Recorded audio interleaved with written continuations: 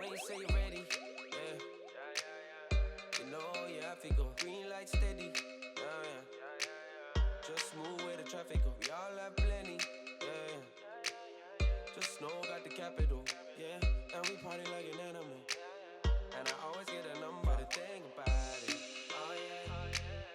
Yeah, I believe life, don't worry about it. Oh yeah. Open your eyes, I can tell you about it. Oh yeah. Cause we got the strength, yeah, we haven't seen. Oh yeah. And we got the time we can spend, yeah. Celebrate, live up your life, yeah. Live up your life, yeah. Live up your life, yeah. Celebrate, live up your life, yeah. Live up your life, yeah. Live up your life, yeah. Aiming for the top, yeah. You gotta aim and take your shot, yeah. Celebrate and live up your life, yeah. Live up your life, yeah. Live up your life, yeah. So everybody toast, if you're doing the most. Yo, when the kids stepped in the function, my had racks in abundance. Cause I remember days in the bunk beds, back when I only dreamed of the hundreds. Then it was counting thousands on the mountains, look where we come from. That's why we sit round, have fun. So big man, sit down, have some. Oh yeah, yeah, believe life, don't worry about it. Oh yeah, open your eyes, I can tell you about it. Oh yeah, cause we got the strength, yeah, we haven't seen. Oh yeah. And we got the time we can spend, yeah. Celebrate, live up your life, yeah. Live up your life, yeah. Live up your life, yeah. Celebrate, live up your life, yeah. Live up your life, yeah. Live up your life, yeah. Aiming for the top, yeah. You gotta aim and take your shot, yeah. Celebrate and live up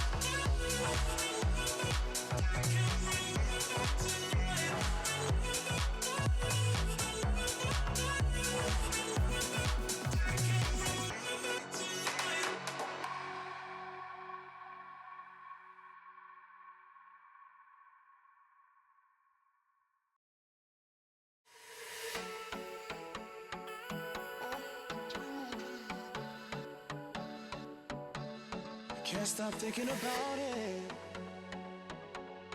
What I lost and how you came and took it all. All I know, the fire's burning, burning, burning inside. I need to lose control. I cannot let this go. Whoa. I'm here to win it all. I'm here to win it all. I'm here to win it all. I'm here to win it all. Ain't leaving nothing for ya. 'Cause I'm here to win it all. I'm here to win it all. They say I've gotta let this go, but they don't know how much I've lost. All I know is that it's in your arms. I've gotta take it back, take it back. I'm here to win it all. I'm here to win it all. I'm here to win it all. I'm here to win it all. Ain't leaving nothing for ya.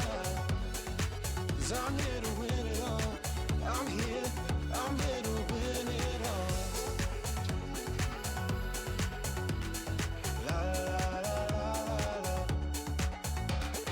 La la la la la. La la la la la. La la la la la. La la la la la. I'm here to win it all. I'm here to win it all. I'm here to win it all. I'm here to win it all.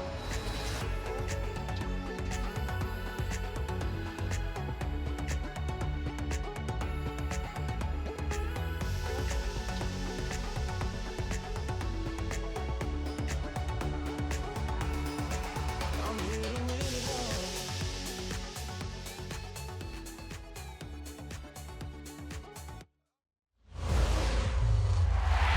Flash descent set no more! 3 is written! Immortals! Claim their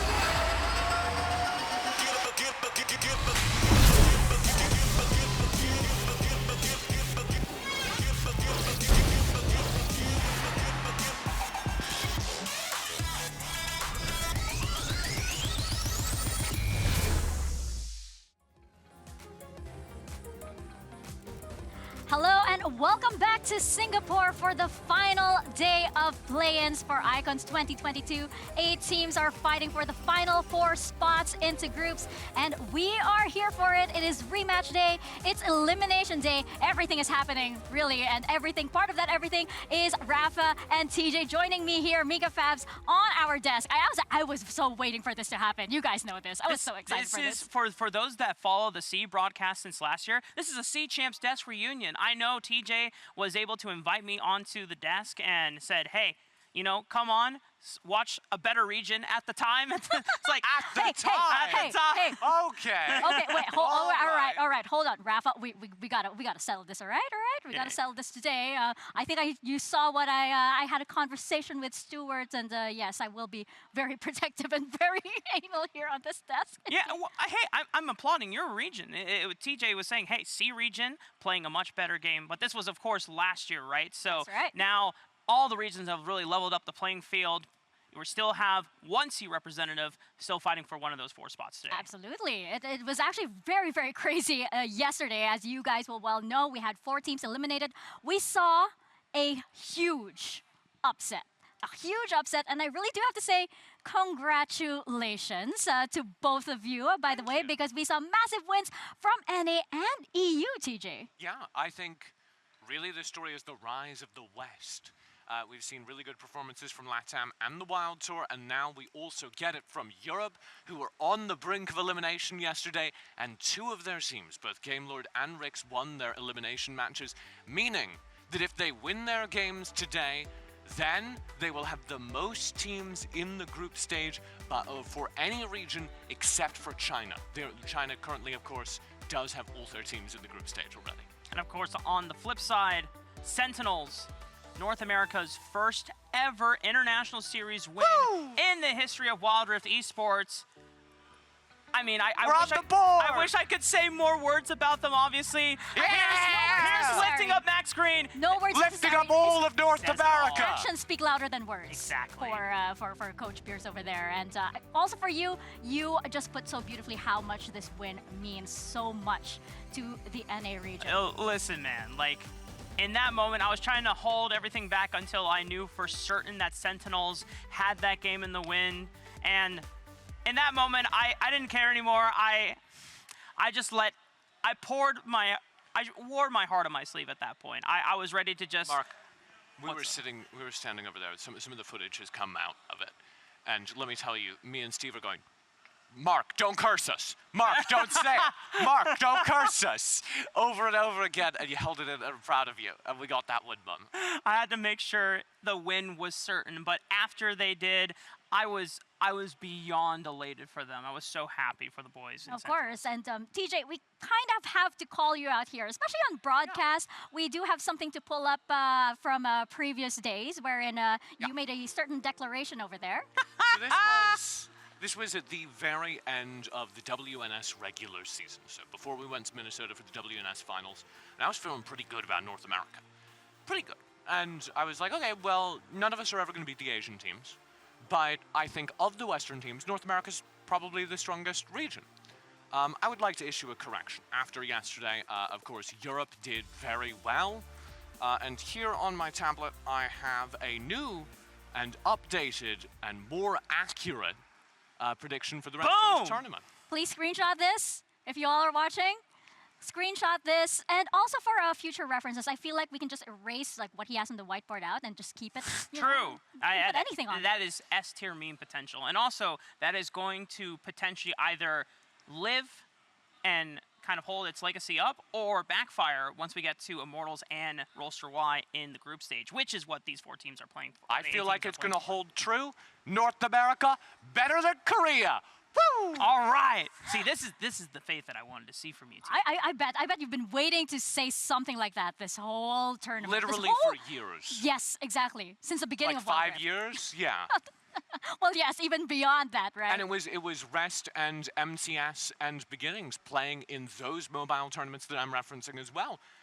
They've been competing for such a very long time on the international stage. This is kind of the first time that they've managed to make a dent in Asian regions. Beating the Koreans is huge.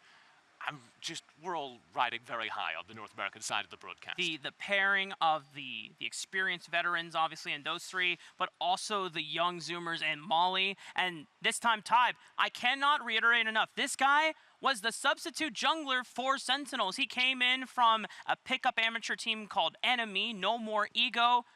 He came in because Sheesh had travel complications filling in, and he stepped up big to the international play, delivering. I know that Tybe has gained a massive new following, so many international fans just off of his performance yesterday. I actually have news for you, Rafa, but before that, we mentioned how, actions speak louder than words, and we actually have a clip of you right now just showing how much Oh my God, they got me!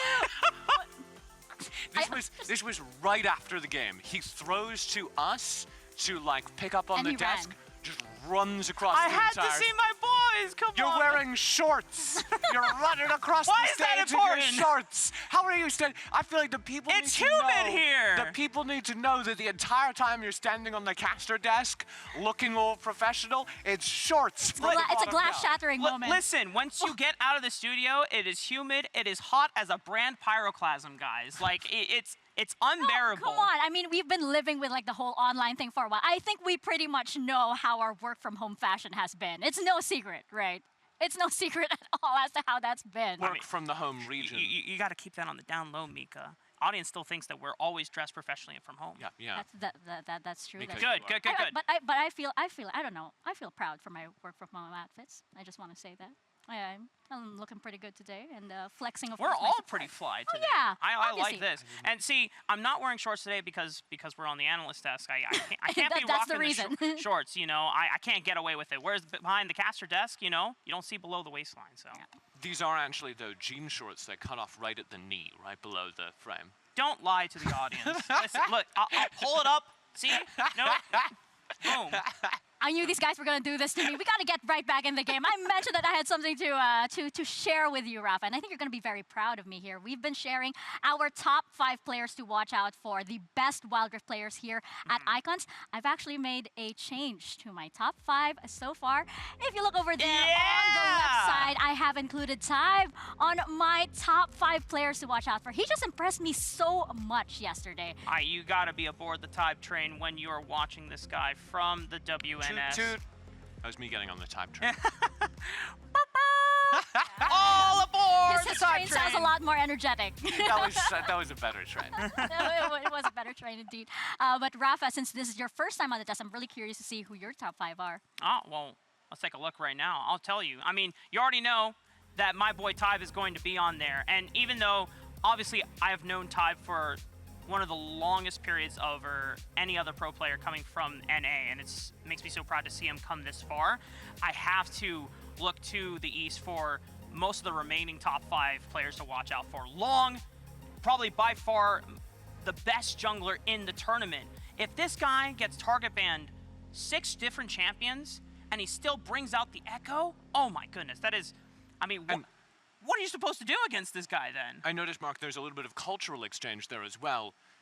She included Tybe, and you included Helios. Yeah. Hey, Dude, it's a handshake. anytime you see someone bust out full AP recon mid, that has got to be a player, and of course his infectious personality on the stage. Oh yeah, we see that. We see that with our own eyes over here. And that's actually the perfect segue, Rafa, because we here in SCA know all about Helios, but for our international friends, here is the RRQ mid laner on his role on the team and his Icons experience.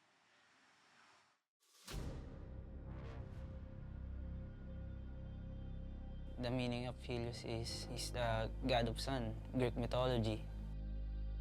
Hi, my name is Helios, mid lane of RRQ. I started playing League with my brother when I was 12 years old.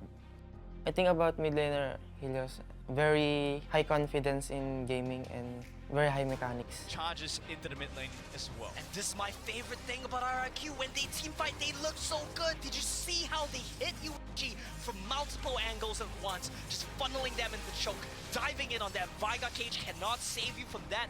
1-0-7 for Helios. They're just controlling the game right now. My personal gaming style is Assassin Champion. I play aggressive playstyle. It benefits us a lot in Team RRQ because we really need a carry in our team, and Helios made that position very well. From Helios, from Jazz, and from the rest of them. We Filipino, I think we are really different from other regions.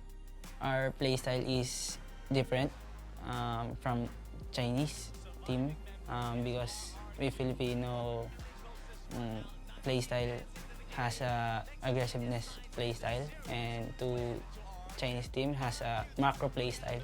This is a team that really plays with their heart on their sleeves. When they win, they look so damn good. All of my teammates are my friends. They've been a family to me. We've been through a lot, a long journey, through up and down. We never give up. We are really close from each other. We really know our dark secrets, and really fun. And yeah, we have a lot of bad attitude, and I can't deny that.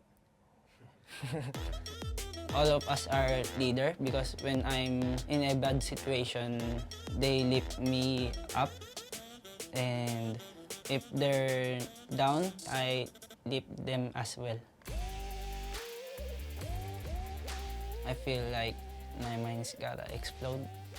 If we able to be a champ here in Icons, maybe I gotta cry. We came to Wild Rift Icons to win it all. I don't fear anybody. He doesn't fear anybody. He doesn't fear anybody named after the sun god himself. So that's bound to get every SEA fan hyped. The curious thing for me is how calm and composed Helios is and the rest of his teammates are in the content piece.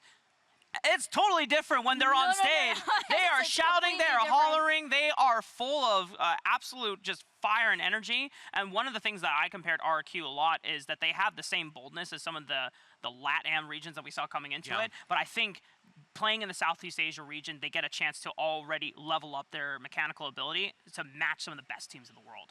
That's right. And actually, let's get right into it. Here are the 4 matches we have coming up today. And all of them are rematches. So it's going to be so Mika, interesting. We made a mistake. This is actually the schedule from day one. That's right. That's right. We've actually traveled back in time. Yeah. No, For our podcast? Yes, we have. We went back to day Mika, one? stop Day messing one with right him. now. No, day one TJ, now. the thing is, these are all rematches. Oh, so it's the second time these teams have played each other. That's right. And the stakes are higher than ever because now the winner goes to the group stage and the loser is That's eliminated. right. That's crazy, Mark. I love how you set that up. It's as if you planned nothing at all and just happened to go into that conversation. What could I say? I've never seen that screen before. You're revealing our secrets here on the broadcast, but I think it's going to be so interesting because now these teams are going to get a second chance, and rarely do you get a second chance in life. But for these teams, everybody is going to get that today. It's going to be, it's going to be wild to see how much they've learned. How can they apply that right now when all of the stakes are incredibly high, as TJ mentioned in that non-scripted stint that you guys did. Yeah, and I think especially for the European teams, this is huge. We've been talking about, you saw that screenshot earlier. I have been very critical of these European teams coming into the tournament.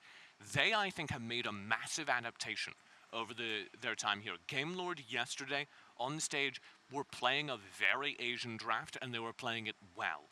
This is where we see all these teams who've been clearly learning and growing over their time in Singapore, trying to make the adjustments against the teams that originated those styles.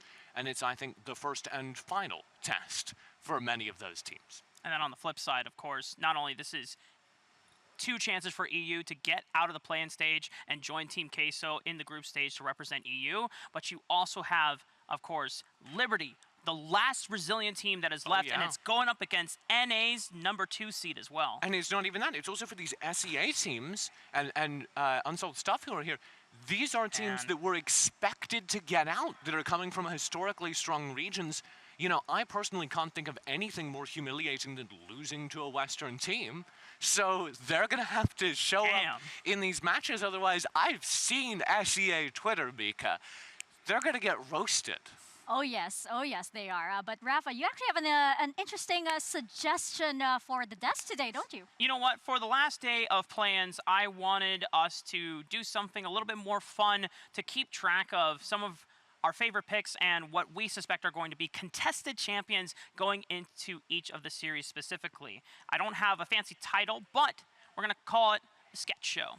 That's the working title so far. Now, if you saw, me and Riku drew some illustrations. I did the Yumi, she did the Thresh last time we were on. But I'm going to tee up the challenge to both you, Mika, and TJ as we get ready for most of the series later throughout the day. Obviously, we need a little bit more time to prepare before the first game, but in between the 2 games, we're going to have an illustration of another contested pick that we believe is going to be picked between Flash Wolves and Gamelord. I am a famously good artist, so Me too.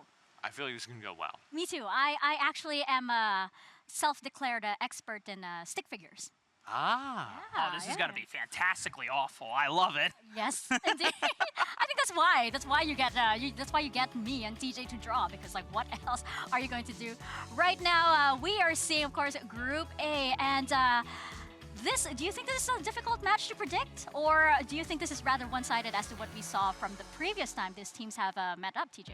I mean, this group has been down to the wire, and Gamelord are the story of it. They've grown so much since their first appearance against Flash Wolves. Their win over Furious Gaming was incredible, and they did it deploying many of the classic Asian styles. We saw, for instance, down in their bottom lane, Jace pulling up the Varus and playing it in a way that SEA has been playing it this whole time, catching up, it seems, with the meta that beat them in round 1. So they get another swing, they get another chance at Flash Wolves, and it's going to be very difficult for them to do it against the team that kind of premiered this style, but I can't wait to see them try. And you mentioned also as well earlier today that you think it's going to come down to the Dragon Lane, especially with these two players.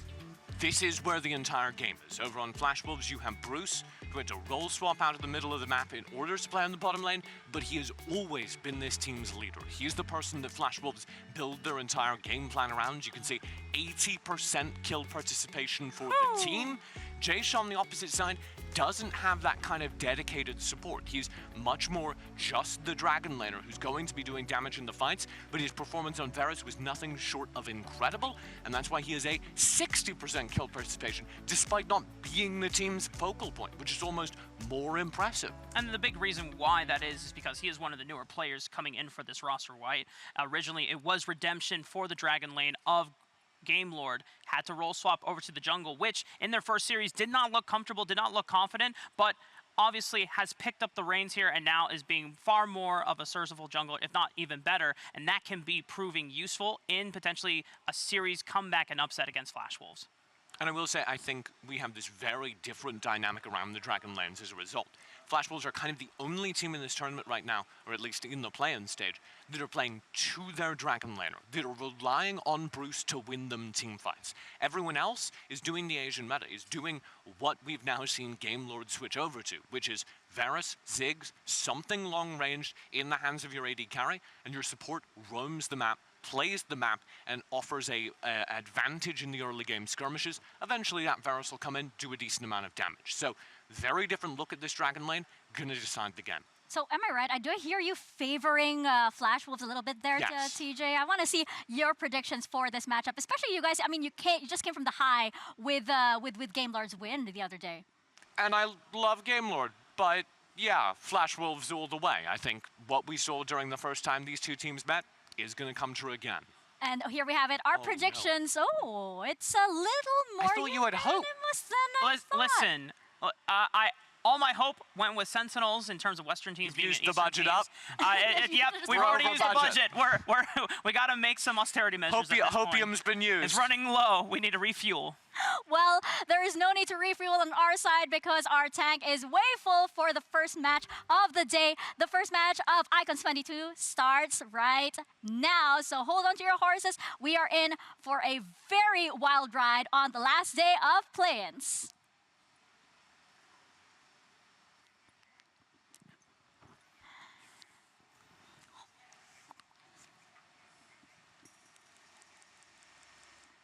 Huge. Fine. You didn't get the illustrations yet. Hold on. Later. We'll have Well, a lot. no, I said that we would.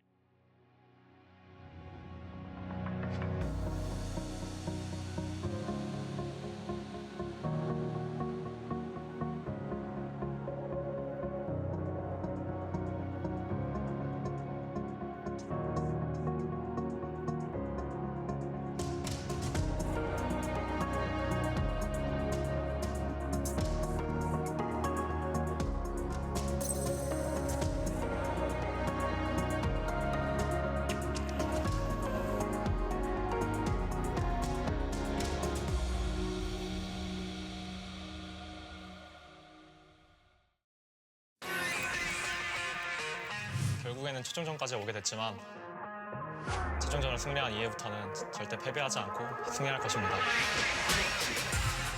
We have stuff to prepare for, material we can rewatch.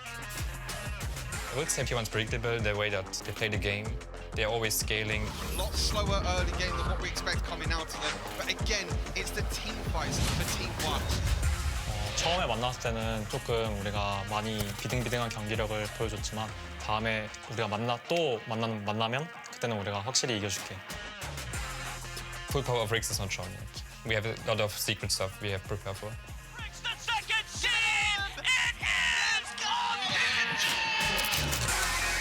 I don't think T1 can stop us.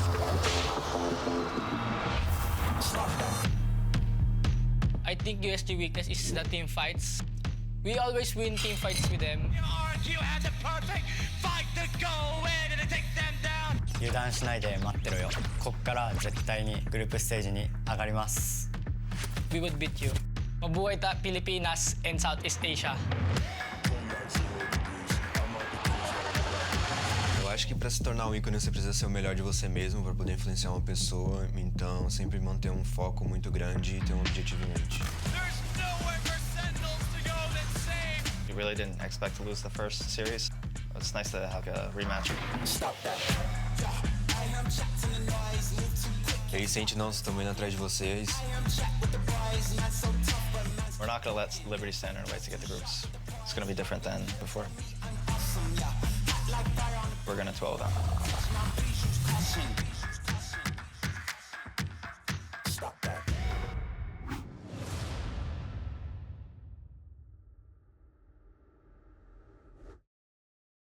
I'll live up to the hype.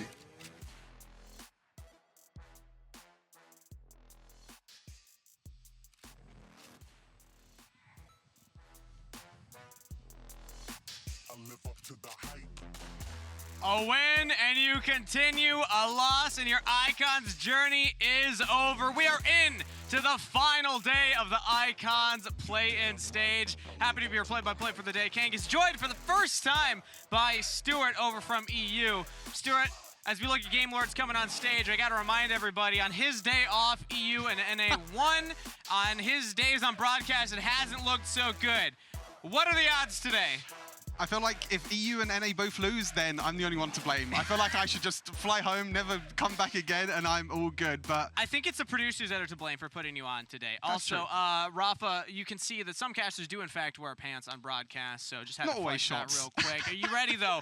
I'm for ready. Gamelord's big rematch against Flash Wolves, because that is all of today. Every match will be a rematch. 8 teams left to play today. Only 4 of them will go to the group stage, and 4 of them will go home. We're going to start off with Flash Wolves against Gamelord. Every single one is a rematch as well, so we have, you know, the sort of, I guess, data behind our mind as well in terms of, you know, what they banned before, what they picked before, how the teams are going to adapt as well, because I feel like the meta have definitely changed since day 1 all the way up to day 5, what we are now. There's a lot of lessons to take, not just from their last match against each other, but each of them have played another best of 3 since that. So how have they been scaling? How have they been improving? And looking back at past events to learn and continue forward. That's what Icons is all about. I mean, you heard the Brazilian teams at Liberty saying that, you know, to be an Icon, you have to be focused on improvement, focused on development, and we'll get our first look at that here as Gamelords on the blue side up against Flash Wolves on the red. Stuart, as we're getting into this one, remind us what the priorities were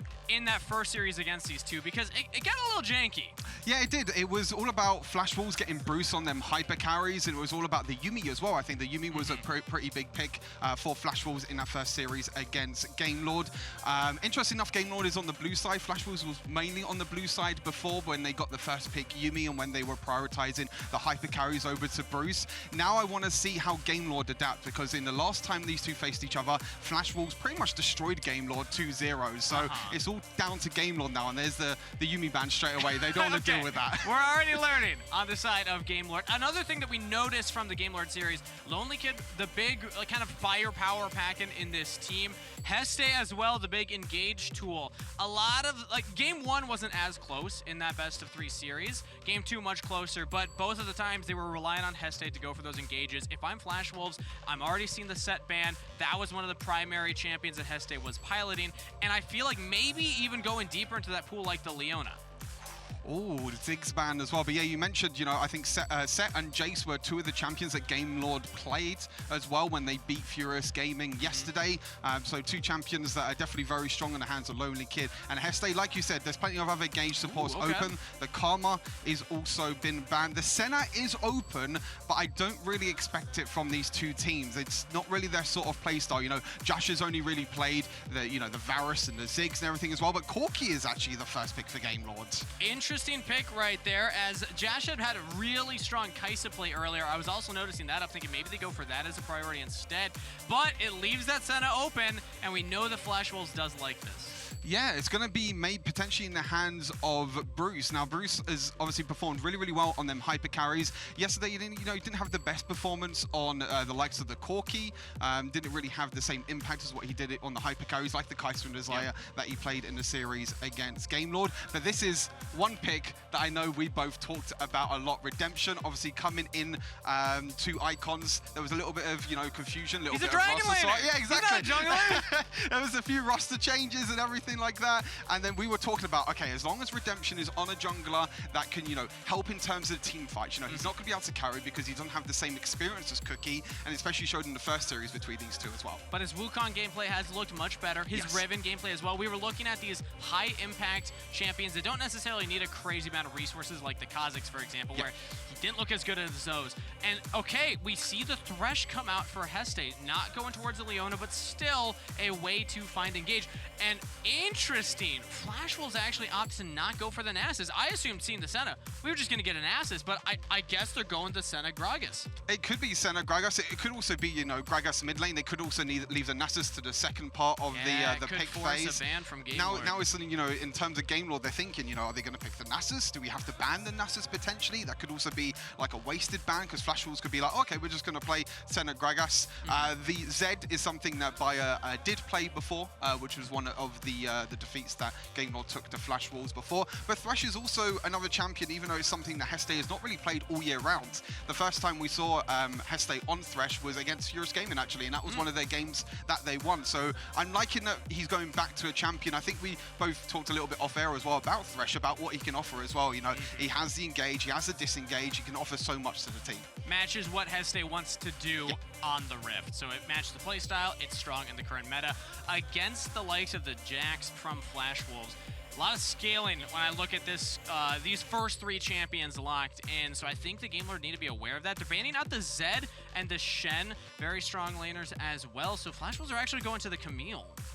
Yeah, there's a lot of flexibility on the side of Flash Wolves right now. You don't really know where the champions are going. Jax could go potentially jungle or Baron lane. The Camille can also go Baron lane or jungle. The Gragas as well. There's a lot of flexibility, and that's kind of the upside of red side when you do have the red side. You leave that last pit flexibility. They could still go Nasus. They could still go Nasus. They could still fit Nasus in this They could. Oh, this is an aggressive champion, though. Renekton for Lonely Kid. It hasn't played it that much during this year, but this is a sort of champion that Lonely Kid can thrive on. Lonely Kid is this sort of aggressive laner. He doesn't really care. Sometimes he disrespects the Baron laner a lot as well, and sometimes he doesn't respect maybe that a jungler is nearby. But Lonely Kid is a player, and Renekton is a champion that suits him perfectly. He likes to be aggressive. He likes to be the carry on the team, and we've seen that he has the thumbs for it. And I would say that even for everybody on Gamelord. I'll let you talk about the Lux in a moment, but first, Gamelord's passed the thumb check. That's something that I want everyone to be aware of. From my perspective, Stuart, I know that you were agreeing with that as well while we were looking at the last series.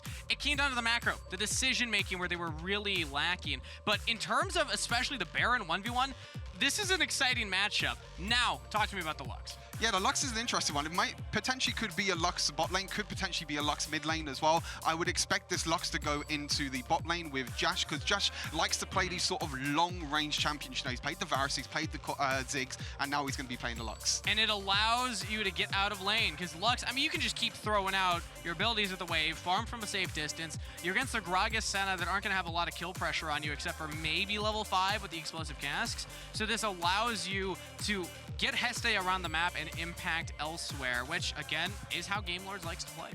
And the lockdown as well in that Duro lane, like you said, Senna and Gragas is potentially not going to do too much, but if you can get a lockdown, if Heste can play aggressive, which we know he likes to play super aggressive as well. If you can combo that, the Thresh hook into the light binding as well, that's definitely a combo that they can look to try and get early kills in the lane. A lot of pick potential from this team. Gamelord going back to a style that we kind of were expecting from them in a way, based on how the first series had gone, but also I think that they're making adaptations. They're making some of those changes that we were hoping they would. But the bigger changes is, of course, the macro, the decision-making, playing a little more patient. I know Flash Wolves is a scary team to take into the late game, because that's where they're comfortable too, right? They're known for being this big elder fight, we win the fight, we end the game kind of team. But if you're Gamelords, that doesn't mean that you throw yourself at every dragon, every herald. play a little more tempered, right? Play Yeah, patient. for sure. I mean, for Gamelord as well, you know, I think coming into the first series against Flash Wolves before, they were trying out some new things. They were trying to, you know, limit test, I guess you can say, a little bit. But now, you know, against Furious Gaming, I feel like they're definitely a lot more comfortable now on the stage. They're definitely growing. They're definitely adapting as well, which is something that Gamelord didn't really do too well in the WREC finals, was adapting to the meta and adapting to the sort of play style of what you need. They're going to need to adapt in this best of 3 because the loser goes home. Winner continues on to the group stage of Icons, the rematch for Flash Wolves versus Gamelord. Onto the Rift already, and we see Lonely Kid opted to assist the push in the mid lane, get some of that extra XP. Should be ahead in XP over Ysera now. I'm going to call this out. I made the bold prediction before on the Analyst test when these two teams last played against each other. You know, Lonely Kid getting a solo kill on Ysera. I think he's going to do it again, Kangas. I mean, when you go for this Renekton pick into the Camille and you let him take some of the XP from the Corki, he's just going to wave clear and then farm up for late anyway. But you don't want the lane to go like this for the trades when you're opting into this. Especially with the early game with Renekton as well. Renekton's known as this aggressive early game champion. But the trades early on, especially the passive shield that Camille gets, you know, that little AD shield that you get, definitely helps her with the trades early on. We've seen this from Redemption a little bit as well, especially in the series against Furious Gaming. He likes to get that mid pressure, likes to push out the mid lane so he can try and look to rotate. But there's the hook! Really good hook and binding. First blood to Gamelord Jash. Heste setting it up, and now Bruce is in trouble too. Will most likely need a flash here. Expends the exhaust. Another life on lands. There's the Coley in to get it.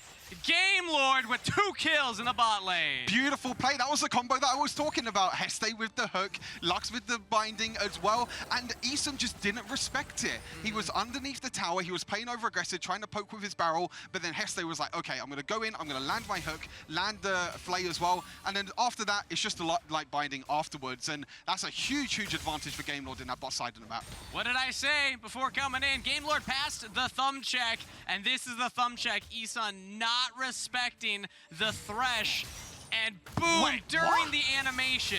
How did that go past the minion? Okay, can we get a hitbox Well, check? see, Gragas has quite a large gut they're going hitbox. in. As now they go also for Baya, the play back. He flashes, exhausted down. Heste with another auto should be able to get this. And it's Ruiz that picks it up. More kills to Gamelord, and Bruce even here with the back of a cookie. The double stun from the Counter-Strike. Ruiz is traded. Traded in the end, but Heste with these hooks right now, the final spark comes in, doesn't get the kill, unfortunately, but a little more aggressive. This is the aggressive Gamelord, you know, Heste roaming around. We spoke a little bit, you know, about I think the support matchup with roaming potential, which Easton couldn't really do before on the Yuumi. He played Yuumi twice as well against Nova, which means he couldn't really rotate. And he's not really rotating that much as well at the moment because he has to stay in the lane and farm, which allows Heste to roam around the map, try and get the other laners ahead, and that's what they've done. They've got into Ruiz. They've got Ruiz an extra gold that he needs, going for the whole breaker as well. And honestly, it's a good early start for Gamelord. I think with this composition, you know, with the Renekton, you need to try and get an early advantage. They do have a little bit of scaling, but with the roams from Heste, it's going pretty well so far. Important to note, in Game 2, they had similar starts, though. Heste, if you remember, the big set flash double face breaker play, they've won through the bot lane in the early stages. It's transitioning this lead into the mid game that Gamelord has struggled at the international stage. That's what I'm going to be looking for here. What's their next play? It's really when the mid game comes around, when the objectives start to spawn as well, and it was really when it comes to the mid and late game, like you said, it's in terms of the rotations, in terms of also vision control as well. We also saw that the vision control for Gamelord was not that great either. True. That was one of the downsides of how they actually lost the Flash Balls in the end. Infamous Elder Dragon. Exactly, flip, yeah. It was the vision around the objectives, and it was actually, you know, Lonely Kid going into the top side and not realizing that Flash Balls actually started Elder when these two teams faced off against each other before. So that means that we need to keep track of where the wards are placed and how Gamelord's plays around it. You can see from Flash Wolves, they've already gotten the gold lead back to even. It doesn't matter that they're behind in kills. They're doing such a good job of catching the right waves, hitting the right minions, and also look at all this vision that they have on the bottom half of the map. It looks like they're setting up for the dragon first. Yeah, Cookie is pinging towards that dragon. He is on the bot side of the map. Redemption, meanwhile, is on the top side of the map as well. Heste looking to play a little bit aggressive. He's trying to get some vision control. But he does need to be careful because his jungler's not here. I'm saying that Redemption is just behind him now. So he should be okay to walk in. But, you know, 10 seconds until this dragon comes up. Ruiz resets for the package. Do Gamelord contest at an objective? They have a very strong tool with that Corki package to try and take a fight. Flash Wolves, remember, they have a scaling composition. Camille, Senna, Jax, they take a little bit longer to come online. Corki's going up to the top side of the map, probably to defend against Ysera, which I'm not really too sure is the right play, but it looks like Flash Wolves just want to trade. Flash Wolves want to go for the Rift Herald, and this is something dangerous. that Flash Wolves have done before. Flash Wolves have definitely traded the Rift Herald a lot more towards the instead of the Dragon. Yeah, Flash Wolves love this Herald. They get one of the highest Herald take percentages, and they actually get it before Gamelord get the Dragon. I was worried for Ruiz showing on that wave, thinking maybe they just forego the Herald, go for the dive instead, but no, it's just a trade of objectives. Now it's all down to Reese to try and defend it. He uses a package defensively. I really like this. The package will be able to deal damage to minion waves, but there's no one else up here though. They're just trying to trade in terms of towers, but Flash Wolves are the one who get the first tower of the game. They're so quick at these kinds of decisions. Flash Wolves love going for that first tower gold, and a lot of times it is through that Herald. So they're in their comfort zone. It's back to an even game state.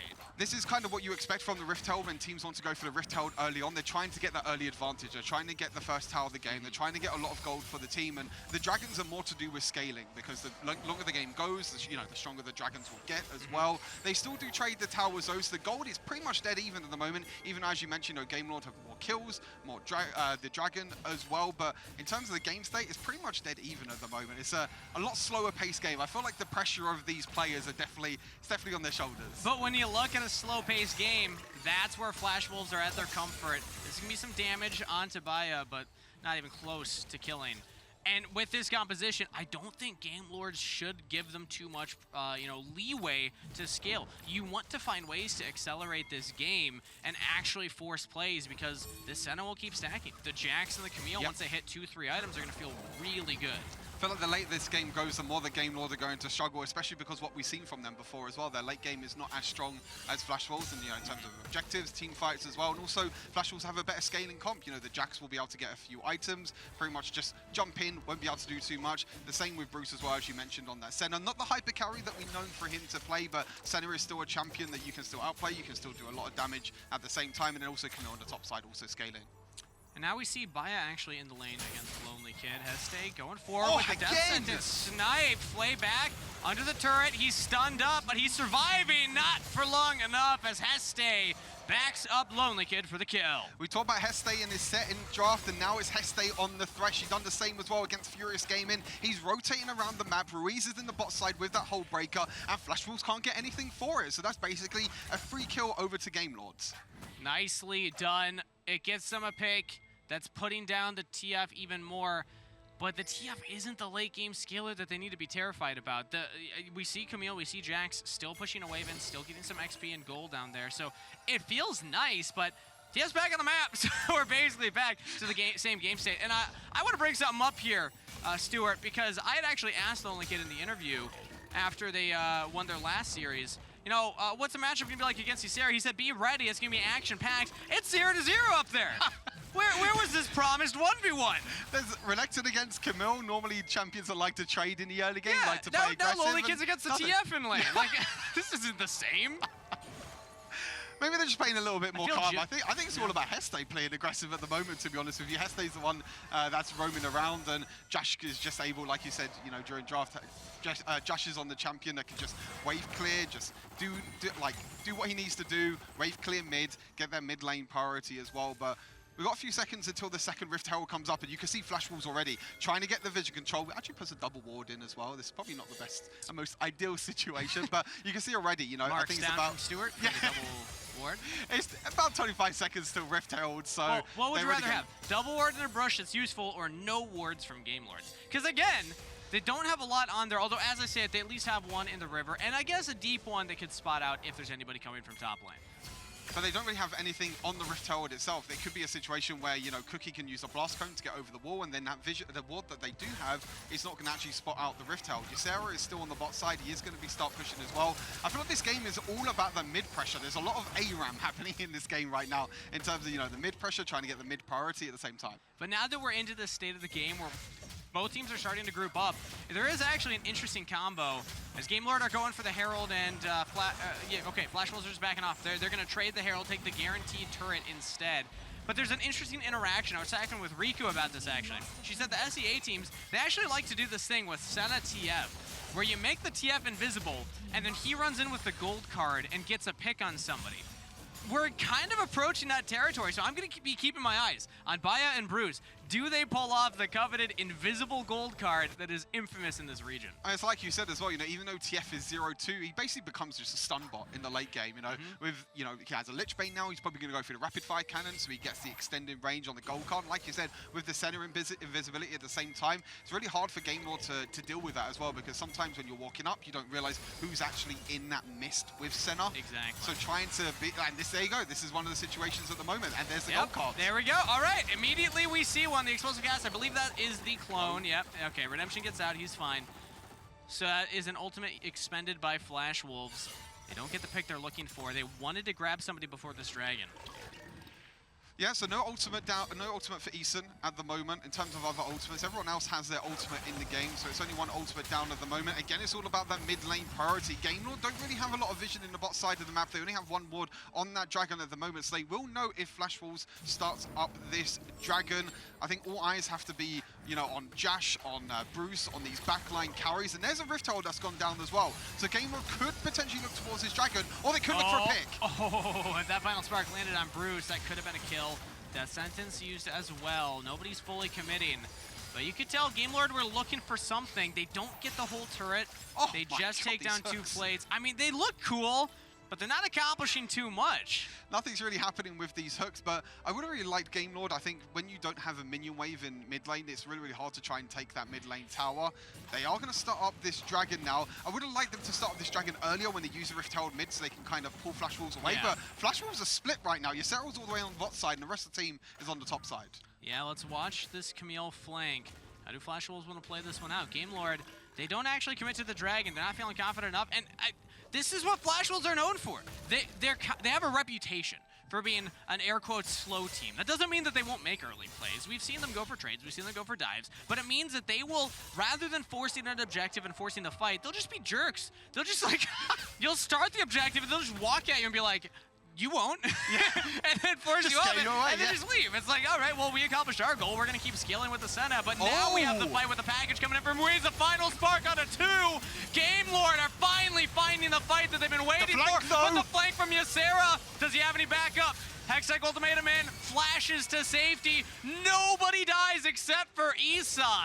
And we talked about the vision control, what happened in the last time these two played. It's actually Gamelord the one that had the vision control in the river right now. Hextech with the hook again, Ruiz with the package on top of that as well, catching out 2 members of Flash Wolves, and they're going to be able to take this next dragon. That's 2 dragons now over to Gamelord. Finally, Gamelords force the play that they've been looking for about 2 minutes now. Right as I was saying it, Flash Wolves, they dance around these objectives, but there is hard engage when you go into those chokes, the Lux, the Thresh, like you were saying, the pick tools from Gamelords coming in clutch. It's coming up absolutely huge for them at the moment, and it took a bit of time. I felt like we were at a little bit of a stalemate for a second there where nothing really wasn't happening, but Hextech's hook percentage this game must be up at like the 80-90%, even though, like you said... It's like when you're playing a game, you want your action per minute's high, so you're just spamming everything. It's like, I'm not doing anything, but it looks, the number go up. As Ruiz with that Hullbreaker should be just fine. And he's all fine. He's going for Hullbreaker Black Cleaver. I don't really know what next time he's going. He's got another long sword on a Ruby Crystal as well. I don't really know what that's really going to build into. We'll have to see what it does. Maybe Divine Thunderer. Yeah, maybe. Ruiz is doing something that all of us in EU kind of... I wouldn't really say hate, but something that we don't really agree with. NA has had an effect on you, Fred. Yeah. I think that we can all agree on that. Flash Roll is playing a really strong 1-3-1. Now they're starting to group up a little bit more, but they still have pressure in the Baron lane. Control over the Rift. Getting as many stacks on this Senna as possible. Still with a gold lead. Gamelord, I mean, yeah, they have the double dragons, but they just haven't really done enough in this early game to push themselves into this position where they can comfortably say, we can close out this game. You can see that Flash Wolves are focusing a lot on the sideways. Sarah's in the bot lane, as you mentioned, Cookie's in the top lane as well. They're making sure that they're pushing these sideways, deny Gamelord as much golden experience as possible as well, which is what is giving them that advantage at the moment, that gold advantage. It was the early first tower that they got as well. It's the extra gold that they're getting from minions as well. You can see the gold difference as well.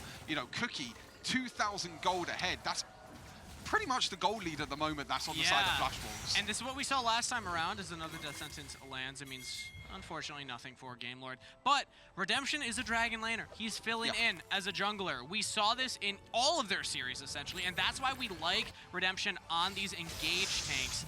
As that was close. The ghost of a Gragas running at them. But it's going to come down to these engages. Can Redemption find the big Wukong Cyclone knockup? Can Jash and Heste set him up for those?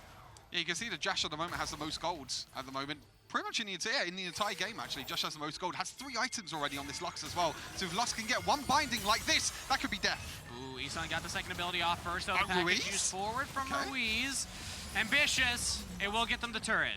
Yeah, I will take that mid lane tower. Actually, pretty good package. I was thinking at first, I was like, Ruiz, do you really want to do that? It's something that was a little bit risky, but I think they just wanted to try and get that mid lane tower. And that's a big tower for them as well. It allows Josh to push in that mid lane. It means that Bruce and Isan maybe can't push up as much as what they want to. They have to be careful of the flanks as well, especially champions like Wukong and Renekton are really, really good at flanking. I'm going to keep track of some of these item breakpoints here, Stuart, because of how important it is to the story of this game. The scaling composition versus the early game composition. The scaling comp just hit 3 items on Camille and Jax. That's pretty scary if you're on the side of Gamelords. Jax, Cookie is pretty much one whole item ahead of Redemption. But the thing is about Redemption is he's not on the Kha'Zix this time. He's not on the champion that needs resources. He's not on the champion that he's looking to carry. He's on the Wukong. Wukong's a lot more of a team fight champion, one that can look to engage, be the frontline tank for his team, and he's looked a lot more comfortable on them as well. So, you know, I feel a little bit more confident with Gamelord's draft. But like you said, you know, the scaling comp of Flash Wolves, something that we know Flash Wolves are really, really good at.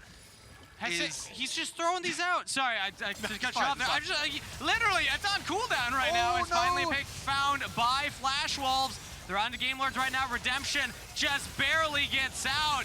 But can Redemption follow as well? Okay, he's down. That's a pick for Flash Wolves. Death sentence in, though. That's on the buyout. The TF is out of the fight. Watch for the fight from Sarah. Camille's looking for it, but these hooks just keep landing from Heste. Oh, Flash Wolves, they thought they had that in the bag. It was originally Ruiz that got caught out in the river all by himself, and all the Flash Wolves just dove on top of him. Then Redemption tried to save him. Actually saved Ruiz in the end, but died himself. But the hook and then the stun from Renekton afterwards, especially on the tower, the final spark's not going to land. It was a really, really good pick, and Heste on this Thresh is coming up huge for Gamelord this game. It's actually hilarious. Just his only plan. I am going to throw hook after hook until they are exhausted. Yeah, like I said, it was originally Ruiz that actually got caught by Bayer, actually, with the gold card across the wall. You see the Redemption was actually the one that got caught out at the end that did die. But watch Heste after this. Heste, as soon as the TF walks up, the hook, and then Lonely Kid dashes forward, then the light binding on top of that as well was huge. And he just lands hook after hook after hook. This man does not miss. Even as the Proto Belt completed, so he's going to be looking for those Proto Belt hooks going forward. And now we got the big one, Stuart. Elder Dragon is on the Rift. Elder Dragon's on the Rift, like you said before. You know, we've got 3 items completed on these late game carries. You know, Ysera has the Guardian Angel as well, which hasn't been procced yet. It's all down to this Elder. They're just going for it. They are just going for it. Gamelord with the quirky package feel, hey, we're on Vision. If we force Flash Wolves in, Josh is split. We can try and take the fight. Jash on the side needs to be careful. Camille going for the engage. Sarah onto Heste. All alone right now, but the rest of Gamelord's out backing up their support. Everyone from Flash Wolves are behind the Dragon Pit, and they are taking this fight, and they are loving it. Flash Wolves going forward on the Gamelord side of the Rift, chasing them down to make it 4 kills for 0. And it was all about, I called it, you know, Jash is on the side, on the mid lane, and as soon as Jash is in that mid lane, Flash Wolves know, this is our time to go in. Ysera goes in, Cookie goes in, and it honestly could be the game. They have a wave. They have cannon minions right now with all 5 members of Flash Wolves over so fast. Flash Wolves take game 1. And that's all it takes. One little mistake. We talked about Gamelord in the mid and late game. We talk about the decision making, the vision control around the objectives as well. They didn't even need the Elder Dragon in the end as well. They saw, Flash Wolves saw, Jash was in the mid lane. He was split up from the rest of his team. Ysera went in for the dive. Cookie went in for the dive. And when Jash is all the way by himself in the mid lane, it's a 4 versus 5 and there's nothing they can do. It's history repeating itself right now, Stuart. This is how game 2 of their last series went. It was close, back and forth. But at the Elder Dragons, Flash Wolves, they don't make mistakes in these big moments. They group up, they stay together, they find members of Gamelords that are isolated and say, all right, all 5 of us at the same time are just gonna dive that one person, and then Gamelords who are completely split, they can't recover. They have so much dive as well. They have the Camille, they have the Jax, they have the Gragas as well, and that's all it takes, you know, for Gamelord. I think Gamelord, like you said, it's a bit of deja vu, really, from the last time these two teams met, the late game. The early game went pretty well for Gamelord. It wasn't too bad for them, but you know, with Flash Wolves, the late game is where they shine. They have the late game comp as well. Gamelord didn't get the advantages that they needed. You know, Heste did well with the roams. They did get some early game kills, some early game towers, but they didn't get enough gold to be able to extend that lead. They had the early game combat. They got the first blood. Let's send it back over to Mika and everybody else on the analyst desk to hear their thoughts on game number 1, because their predictions so far looking pretty good. Okay, these two are clearly busy. I think Rafa was in the middle of something. The game's over? They're not done. They're not done. Wait, the game's over. Wait, who won? The game's over. Yeah, We're live. so Gamelord won, right? I'm you sweet summer child. No. Wait, what? What happened? Child. I was drawing. You blinked. Yeah, you were too busy. What happened? Yeah, Well, wait. I think I figured it out. I was watching the drawing, but I think I figured it out. Was Cookie just quietly scaling the entire game on Jax, a character that's really good in the late game, and Gamelord never really invaded the jungle or took anything away from him, and just eventually he came online and won? Oh, well. This drawing is all for naught. That's pretty much what happened. Yes, Okay. pretty much. Then I think I can do this desk. Then I think we're good. Okay, well, yeah, I am here for moral support. I had points about talking about a certain dragon laner popping off, but that doesn't seem to be the case. So tell us about Flash Wolves, TJ. Well, I can follow down on one of those dragon laners because Heste was running that map. The entire early game, he's hitting sick hook after sick hook. It was a montage. And that play should have given Gamelord a massive lead. But if you look at the top of the screen from about 8 minutes on, Flash Wolves constantly are at a gold lead, constantly at 1,000 and then 2,000 and keeping growing throughout the entire game. Even as those fights in the mid game break to Gamelord, you can see that Flash Wolves, and specifically Cookie and Ysera, the two hardest scaling members of the team, are building their gold lead, and Gamelord didn't know how to stop it. Flash Wolves arrived at their scheduled team fight win. Everything went according to their plan. They were marvelously patient, and it was an easy game for them. Yeah, I was gonna ask you something, but before that, my eyes went over to what Rafa was catching right some there. shenanigans Was happening. there, yes, pretty much. But yes, you brought that up, TJ, about how that Got up higher. this is pretty much Rafa right now. Yes, I'm so sorry. I'm so sorry. Listen, I know I predicted Flash Wolves, but the way that the early game was playing out, I was like, oh my god, okay, well, Jash and Heste are completely running the rift right now. This Lux Thresh combo, so much CC early on. You got a snowball like that, I mean, how do you not close the game out? Lux is normally this kind of kill lane. Whenever you draft a Lux, is an indication that you want to start the early game by throwing out those light bindings, landing a hook behind it, or vice versa, landing a hook and hitting it with light binding, and you're guaranteed to get that kill onto that individual target. They delivered on that. But that was my question. It's like, as you mentioned, you had 2 on the side of Flash Wolves that were just quietly scaling, but I feel like it should have been obvious. And why do you think Gamelord did not catch, you know? Yeah, that was oh, it's all coming together now. The lines That's are being, the missing piece. I was halfway through my illustration. I was like, yep, you know, Gamelord, it's this Thresh, it's this Lux. Mark, I couldn't believe you if this bit goes on too long. I genuinely was looking down, and then I see like, oh, okay. Yeah, you hear yelling, and that was that. So I think Flash Wolves, like their composition is pretty obvious, right? When you see a Jax, you see a Camille, you know what it's doing. It says on the tin, scaling to late game, and you go, oh, this is scaling to late game. But I think that the way Gamelord were playing, they didn't know how to deal with that. And this is one of the criticisms I've had of European teams, is they're very lane focused. And they're not doing a very good job at challenging. Yeah, you can see there the gold graph, what I was talking about. They weren't doing a very good job at challenging Cookie. If you're watching a Chinese team and they're playing into a composition like this, which does happen pretty often because Jax is very popular, the second you get those kills, you say, okay, they don't have a player on this side of the map, in the Dragon lane, in the Baron lane, and so I'm going to go into this quadrant of the jungle that normally would be protected by that player and start stealing gold away from Cookie. And in that way, you get a kill, you run into that quarter of the jungle, you take the Krugs, and then the jungler comes around, and not only did you get a kill on the top lane, but you also took gold away from their jungler, and so they're weaker in the next fight. They drift away from a fight, you can get another kill, and you just keep rolling that ball until it's big. We saw Gamelord getting the kills, playing their hearts out, but not being able to reinvest that. And the most aggression we saw was in lane, where they would fish for those isolated kills and not be able to do anything with it. And to me, that's almost a experience that their brethren and Ricks experienced the first time they went up against T1, where they were seemingly getting some early kills, mostly in the top side of the map with random, but the failure to leverage that snowball to a point where it was insurmountable for the opponents to react to.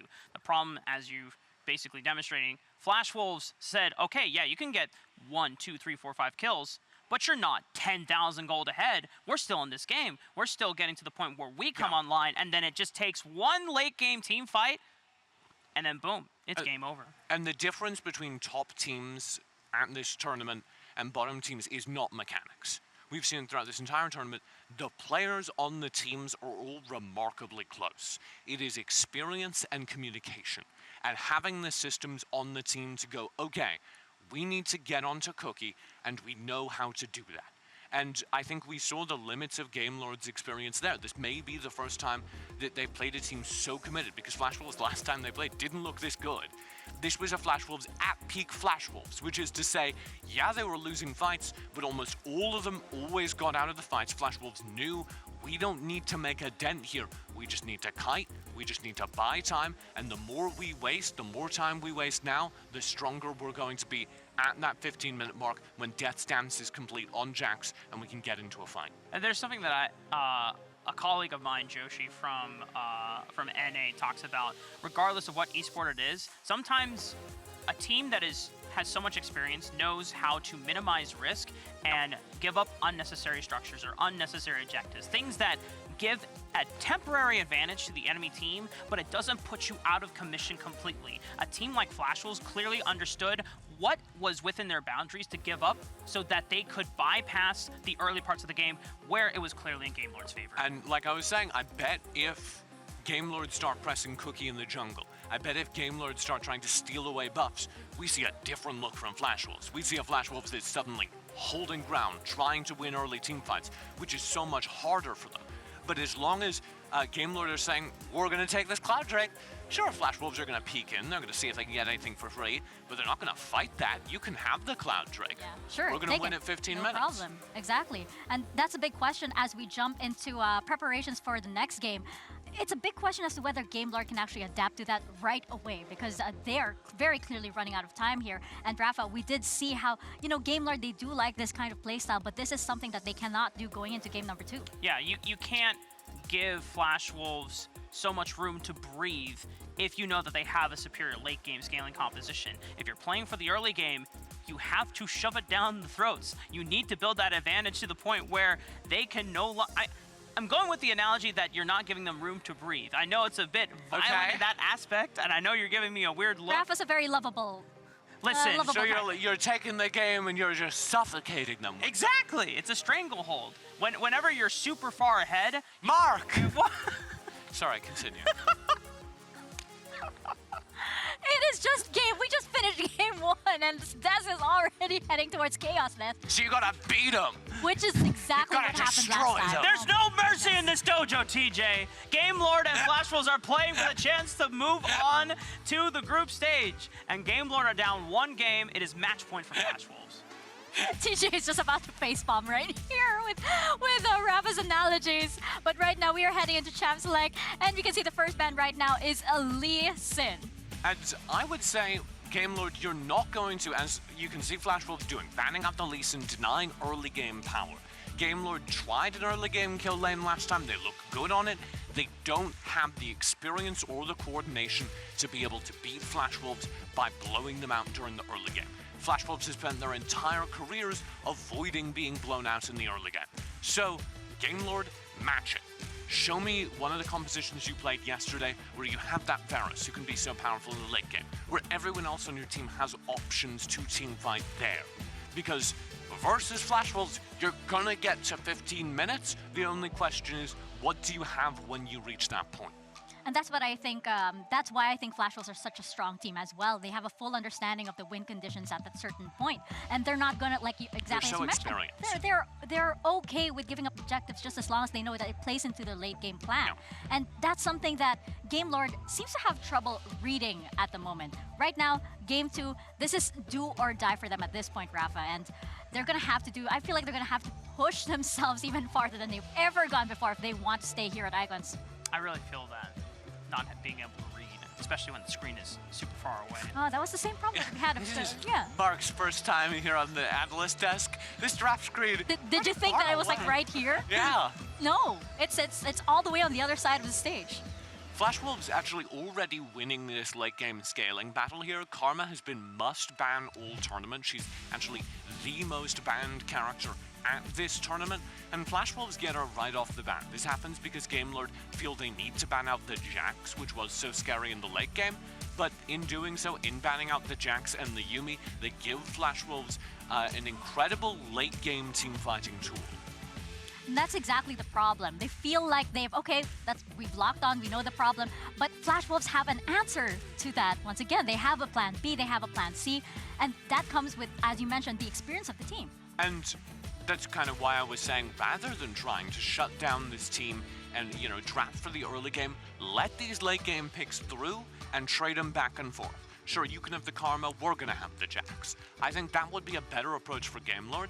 As is, it's not clear where they're going. We get a immediate Senna, which normally is a late game power, and then it's a Lucian, presumably in mid, in the hands of Ruiz, which will be an early game threat. See, I can already hear and feel Stuart cringing from the caster desk because he knows that Lucian is going to be in the mid lane, and he has been very vocal about how much he hates the whole Breaker Lucian build. He's so used to seeing crit being itemized on it.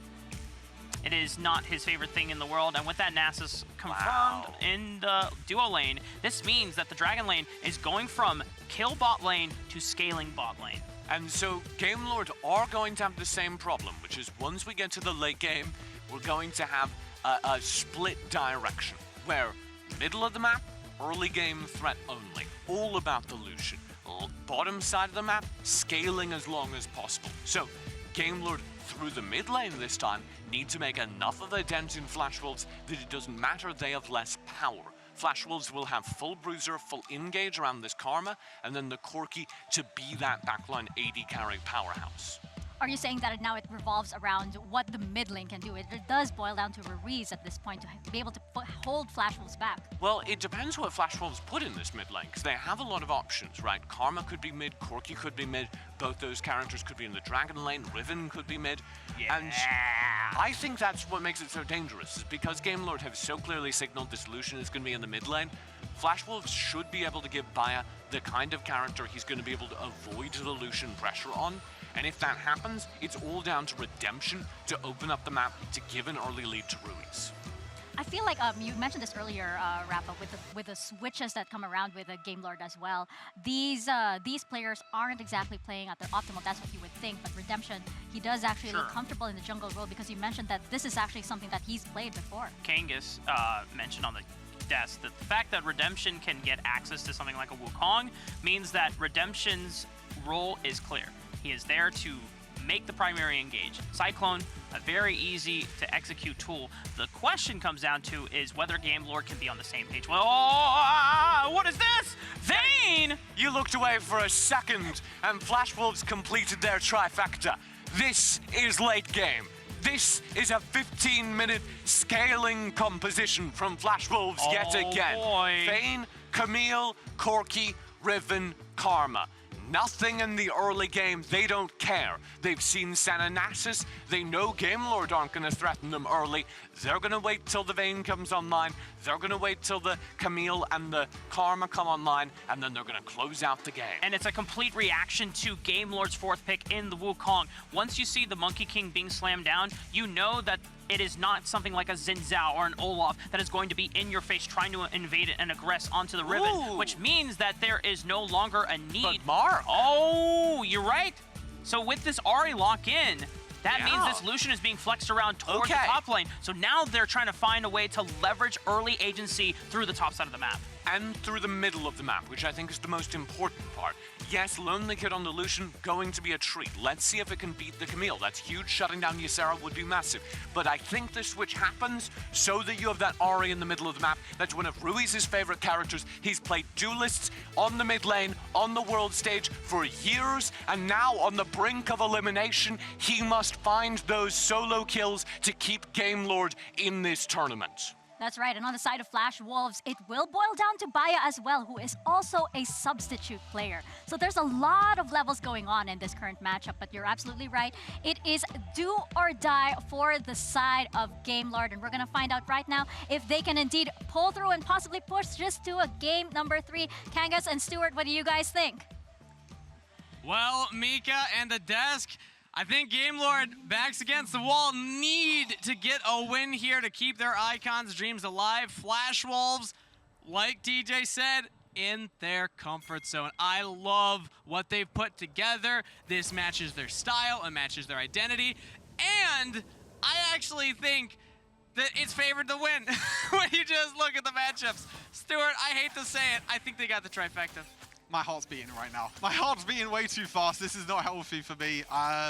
Yeah, Bruce on the hyper carry.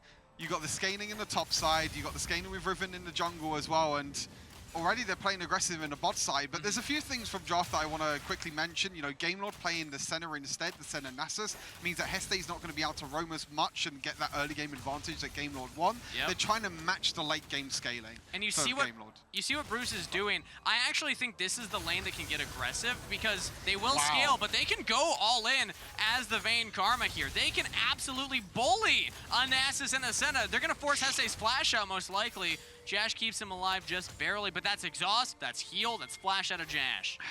There's nothing you could do on Gamelord on this bot side, and this is kind of the weak side of Sen and Nasus, is that the laning phase, you basically can't do anything at all. You know, when you have a Karma there as well with the crowd control with the poke, you have the Vayne that just keeps auto-attacking as well. We've seen a 2 versus 2 mid lane at the moment, which is something that we don't really see too often, but both jugglers. Smited the cannon, and unfortunately Baya missed it. I hate to call it out, but that did happen. If that was solo queue, then Baya would probably be in chat right now. I'd say, why are you smiting my camp?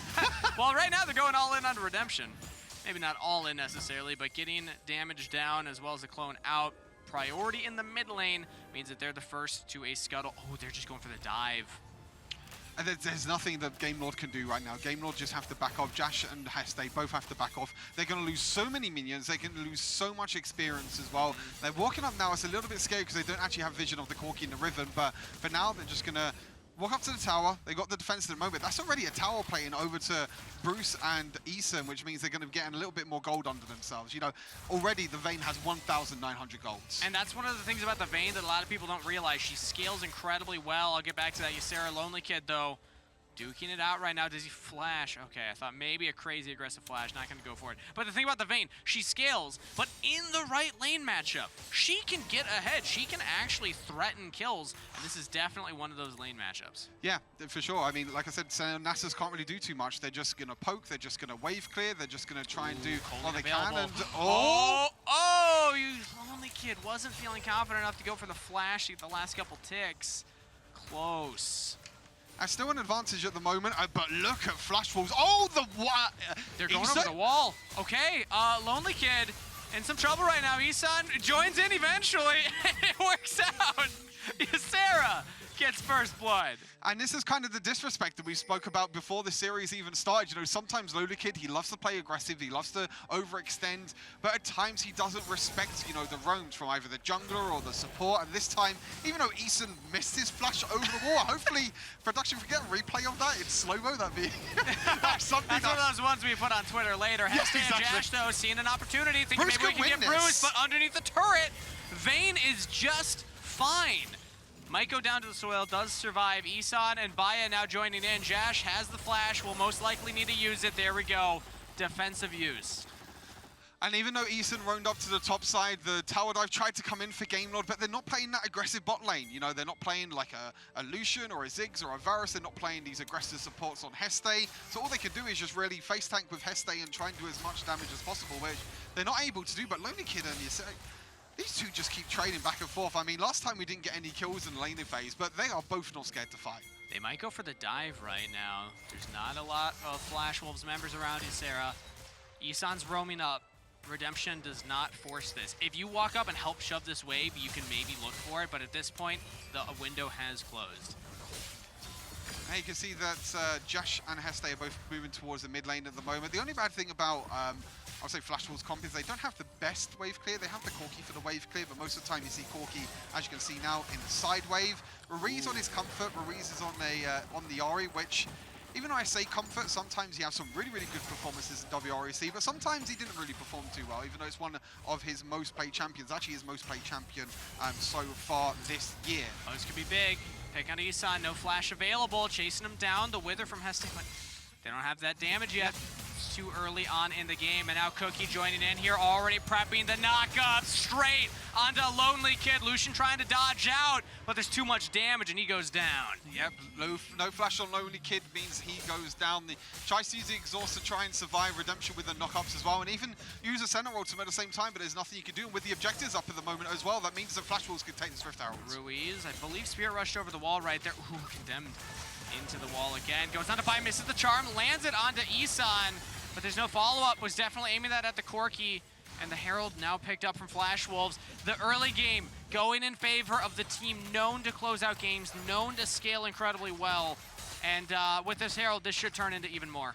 Few early game misplays now on the side of Gamelord. The overextension in the top side was pretty much unneeded. You know the objectives are up in, you know, in a few seconds time. You know that you could just play passive and try and work towards the team fights, towards the objectives, but instead they got caught in the top side with the lockdown from the Cookie and from Ysera, and now they're going to try and look towards this Dragon, but the members of Flash Wolves are moving down as well. Can they burst it? The package goes down, but maybe they're just going to stop it, but they're going to use Reptile mid instead. Love this from Flash Wolves. This is something that they do. They're not contesting the objective. They're forcing you off of the objective. They'll get a charge onto that turret, take a couple of plates, and they also stop the Dragon take. Even if Gamelord go back for it, Flash Wolves will get the top turret. And now they're just going to move into the top side. They're going to get the first tower of the game from this as well. They're using the distraction from the Rift Tower in mid lane, and Gamelord have still not even really started Dragon. So honestly, Flash Wolves could just keep pushing in this Baron lane. Yeah, they're going to go for even more. Lonely Kid might get dove here. He has the flash available. No There they exhaust go. though. Hextech ultimatum under the turret. Cookie backing off though. He's tanking up first. Ysera now going in. Lonely Kid's playing this one pretty well. He's got the exhaust now. Lonely Kid, can you turn it? Oh! He just barely gets the 1-for-1. He gets a 1-for-1 trade, and Gamelord are able to take the Dragon for it as well. So overall, not a bad trade for Gamelords. They do lose the first tower of the game. They do lose that little bit of extra gold. It is currently like a 3,000 roughly gold lead, but Lonely Kid would 1v2 outplay. That was very tense there from Lonely Kid. He's feeling good that he went the Hullbreaker build, something that I know Rafa was teasing it on the desk. You're not a fan of. I did hear you earlier in our solo queue game saying, I kind of want to try out the Hullbreaker Lucian. You know, I've been saying it played. That's my British voice. I'm not going to do that one again. But the point is, not bad. all right, I'll take it. The point is, it kept him alive long enough to actually get that play, and that's why you take this item.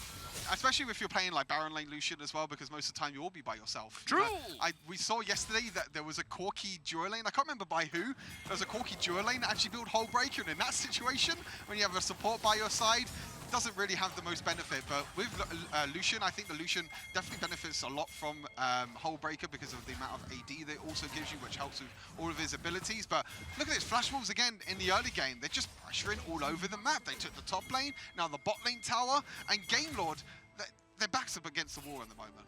Hullbreaker. Try to say it like you do. Whole breakout. Maybe that. From Flash Wolves on to Gamelord in the mid lane. 4,000 gold in the lead, just under right now with 2 turrets taken. Yeah, there's that one Dragon claim from Gamelord, but this is not necessarily what we expect from this team. Yeah, they have scaling. They can get the Senna Nasus, technically infinite scaling champions into the late game. But like TJ had been highlighting on the desk, Flash Wolves also have an incredible amount of scaling, so I don't even know if I would say that's like a safe win condition for Gamelord here. The problem is that when these two teams played last time and also in the previous game, it's always been Flash Wolves that are the ones that had the late game advantage. But now Gamelord and the are late like... game macro. Yeah, and the late game macro as well. And now it's Gamelord, they're like, okay, we're going to try this late game scaling, we're going to try late game macro, but every single time that they've got to the late game, it's never really worked out for them. Maybe they can get something here. No, as I say that, Easton just clears the wave. That's package picked up 30 seconds before the second Herald spawns onto Wild Rift. That means Flash Wolves should be looking to contest that one and immediately descend via up to that Baron lane. Gamelord have to make the decision now. Do we make a cross-map play or do we contest? It's crazy how Flash Wolves just always focus down these Rift Heralds, because even though sometimes Flash Wolves, as we know, is like a late game team, they like to go for these Rift Heralds to kind of get that little bit of an early game advantage, even if they are down in kills like they were in the previous game. Wouldn't be surprised if they try and do the same thing as well towards this Rift Herald. You see Bayer is currently starting it. He does have the package at the moment as well, so keep an eye out on the package. I guess we're grouping as 5 mid from Gamelord. To me, this signals that they don't want to give over the objective. The taunt lands, the charm, huge onto Bruce with a package onto the backline from Baya. Everyone from Gamelord's reposition though, they're fine right now. Flash Wolves, they weren't able to capitalize on that insane package. That was actually not that bad. It was originally Ruiz that went in with the charm. They're going to try and potentially look in again. Gamelord, they have to decide what they want to do. This is a split-second decision making that you need to make at this stage of the game. The fact that they got Bruce so low meant that he had to reset. They're on the Herald, this but is going Flash down Wolves are slowly. walking up. Can Bruce get here in time? Can Cookie get here in time? I think Gamelord have it. They get the objective. Do they go for the fight now? They don't have ultimates. I think you got to get out. Yep. Flash Wolves are going to capitalize. They're looking to chase down Gamelord. Flash it over the wall. Isan wants the roots. They're onto Ruiz, but it is split. Flash Wolves, they don't have the front to back, but they've routed off members of Gamelord, so they will get 1 pick out of Ruiz. Redemption in trouble as well, and that is 2 kills picked up by Flash Wolves. As soon as Gamelord take the Rift Herald, you have to back off. You should know that Bruce and Cookie are going to come back on full HP. It was originally pretty good for Gamelord in that mid lane. The charm that came through, they got the Rift Herald, but then they just overstayed. They hesitated a little bit. They were like, you know, do we go in? Do we back off? And at this point, you need a game leader. You need a game leader at that point that says, okay, we need to back off or we need to go in. You can't just be hesitant. You can't be like, do we go in? Do we back off? What do we do? We're going to see on this replay as well, they overstayed a little bit, and you can see, as you mentioned, you know, Eason flashed over the wall as well. You can see the Redemption reason completely split from the rest of the game. And even at the beginning of the replay, what we didn't see is the initial movement. The first thumb flick from Gamelord was down, not up. Yep. They hesitated. They walked down the river, they walked back up the river, even if only for 2 seconds. That was enough time for Flash Wolves to make this play, and we see that time and time again. The difference between the best teams and the teams that are going home early is the decisiveness. Everybody making the same call at the same time. Yep. You need to make sure that you're all on the same page, and sometimes Gamelord's not doing that at the moment. You know, we saw it before that sometimes Gamelord not on the same page. Some want to go in, some want to back off, some want to split, some want to group. And now, I guess I'm getting worried. This is not looking. I think we're officially in worry territory. Yeah. I think we've crossed the precipice into the anxiety-induced zone. Especially because Heste's caught by himself, but Ruiz going in. Oh, big charm onto Bruce. He's got a massive shield coming in from Karma, though. Heste trying to be that front line. Oh, the Karma! Massive transcendent embrace from Isan. And Flash Wolves run through the fight yet again. Not dropping a member. 0 for 3 trade. A beautiful ultimate there by Easton brings everyone of Gamelord together, and they're going to try and push. They might try and go for the inhibitor, but meanwhile, Cookie's just taking Dragon by himself. They're going to try and take everything, but they're just going to back off instead. They're going to take this Dragon, but Easton on that Karma. That ultimate was massive. Insane positioning from Flash Wolves. It looked all right from Gamelords until you remember that, hey, when we're clumped up together, Riven's got a lot of knockups.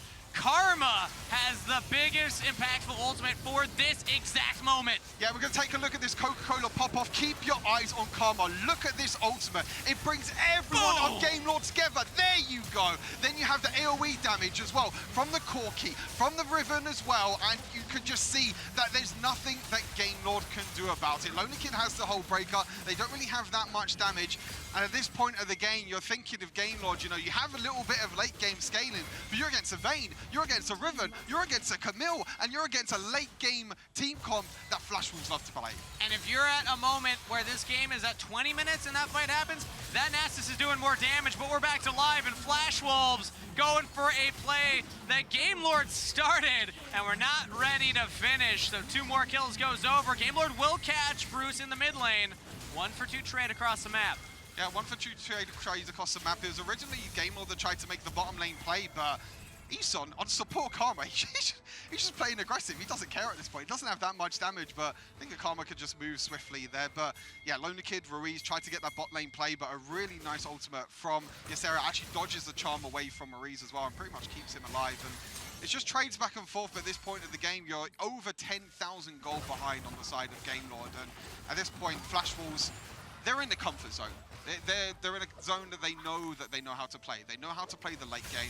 We're going to take a look back as well. Look at Ysera. Look at the way he times this ultimate. He times it perfectly. He dodges the charm, he dodges the Q, and he actually knocks Ruiz into the tower as well. That's perfection right there. That's one of those moments where not everybody realizes that that's how Camille Ultimate can be used at the mechanical peak.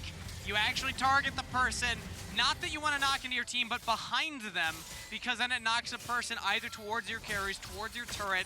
That was beautiful from Ysera. It is rare that I see that level of mechanical understanding of Camille specifically. So, hey, hats off to you, Ysera, turning that play around. And hats off to Flash Wolves in general. They are playing this game nigh perfectly. For sure. I mean, we talk about Lonely Kids. 1 of 5 at the moment. He's not having his best performance. His Lucian pick's not really working out. And the same with really Ruiz in the mid lane on one of his comfort picks. I think Lonely Kid has definitely been focused a lot this game on this Lucian, because you don't really want Lucian to be by himself against Camille. But at this point of the game, look, they're just going to go in. Yeah, Lonely Kid, even if he's just trying to catch a wave, you have no turrets to fall back on. And frankly, no backup from your own team. And the charm lands there onto Isan. Yeah, Gamelord, they gotta go for these kinds of plays, but it just doesn't matter. I know that you think you have the pick, but Flash Wolves were grouped up, they stayed together. All 5 were ready for the play, and this could be the game-ending push, the series-ending push to send SCA further into Icons. They'll just take the in-hit for right now. It's looking like a Baron play. Yeah, they're going to go back towards the Baron. They're not going to overextend too much because they know the Lonely Kid and Josh are coming back alive soon. But the second seed from SEA are looking to take the second spot for SEA from play-ins into Icons, group stage. Into group stage. The next round of the tournament, whereas we like to say, the big teams are waiting for them. Maybe a crazy steal. This is the last Hail Mary attempt from Gamelord. Heste, a valiant effort into that pit, but with Baron in their pockets and 15,000 gold in the lead, Flash Wolves have one final push to lock in their spot at group stage. I think this is pretty much it, Kangas, at this point. I think that with Baron taken as well, the Elder Dragon's probably going to come up soon. But to be honest, I don't think Flash Wolves even need Elder Dragon at this point. You have the late game scaling, and I kind of have to go back to, you know, the draft for Gamelord. This is just not Gamelord's comfort zone. Gamelord are not the sort of team that likes to, you know, scale into late game. They like the early aggression. They like to roam around the map, and there's a happy bee from Ysera. Ysera's happy. I think Flash Wolves are definitely very happy at this point. I mean, what more could you want? You have the scaling. You have this composition that works for you. You just beat Gamelord when they had an early game comp, and now you've shown that you're also the better team at playing the late game scaling comp, because you don't even need to get into the late game. Lonely Kid is tickling Ysera right now in this 1v1, and the walls are closing in for Gamelord here. Flash Wolves, let's watch how they choose to push right now. With Baron on all 5 members, they're looking at the bottom wave first, focusing on this turret. They're just splitting up the map perfectly at the moment. You got one person in mid, you got one person bot, and you got 3 members in the top lane. Flash Wolves are using this Baron perfectly. If you're watching at home, if you want to know how to use the Baron, this is how you use it. You push all 3 lanes into the base. They have the bot lane tower, and they have the mid lane tower. Gamelord, this could be your final fight of all of Icons. How do you want to close it out? Where will the victory charge come through, or rather, the final charge for Gamelord as Flash Wolves continue their siege. Here's the engage, comes in from Redemption. Gamelord will not go down silently as they move forward towards Flash Wolves and immediately feel the pain. Flash Wolves with a dominating performance, a 2-0 over Gamelords, the rematch again, and they will join Flash and Burium in the group stage. SEA advance. SEA advance again into the group stage. That's the second SEA team now that we're going to see from the plains into the group stage.